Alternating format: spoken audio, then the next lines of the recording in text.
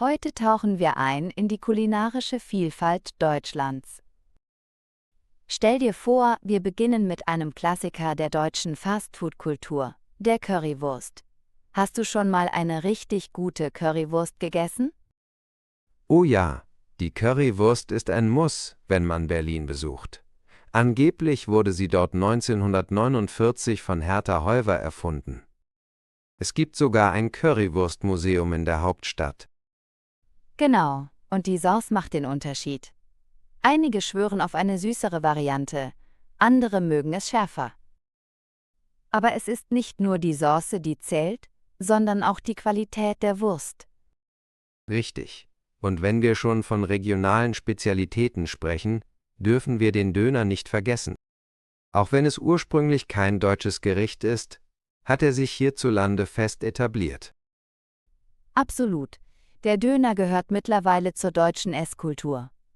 In den 1970er Jahren brachte Kadir Nurman den ersten Döner-Kebab nach Berlin.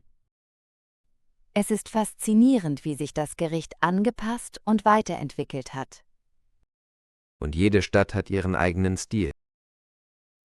In Berlin bekommst du ihn eher mit viel Salat und verschiedenen Saucen, während in anderen Regionen vielleicht mehr Wert auf das Brot gelegt wird. Stimmt, und das führt uns zu einer weiteren regionalen Köstlichkeit: den schwäbischen Maultaschen. Diese gefüllten Teigtaschen sind so vielseitig und werden oft als Herrgottsbescheißerle bezeichnet. Genau, der Legende nach wurden sie von Mönchen erfunden, die während der Fastenzeit Fleisch verstecken wollten.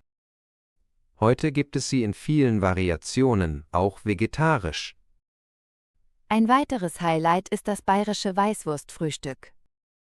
Frische Weißwürste mit süßem Senf und Brezen, dazu ein kühles Weißbier, das ist bayerische Lebensart pur.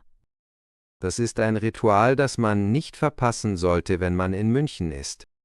Aber man muss früh dran sein, denn traditionell werden die Weißwürste vor dem Mittagsläuten gegessen. Und dann haben wir noch die rheinische Küche mit ihren deftigen Gerichten.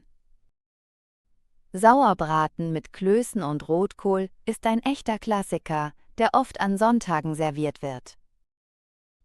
Richtig, und auch Himmel und Erde ist ein Gericht, das man probieren sollte.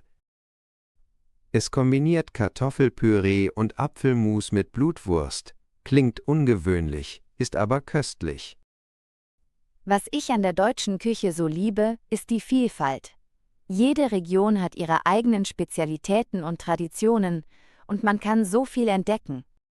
Das stimmt, es gibt so viele Geschichten und Anekdoten, die mit den Gerichten verbunden sind. Und das macht Essen doch erst richtig spannend.